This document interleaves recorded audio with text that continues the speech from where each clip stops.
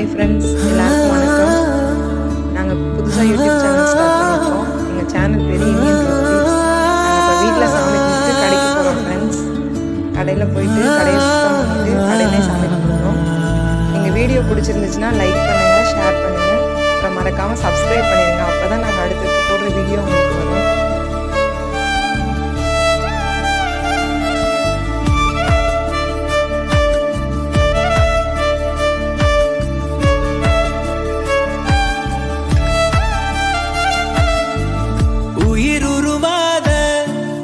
உருக்குலைக்காத என்னில் வந்து சேர நீ யோசிக்காத, திசை அறியாத பறவைய போல எங்களுக்கு சப்போர்ட் பண்ணுங்க ஃப்ரெண்ட்ஸ். Thank you.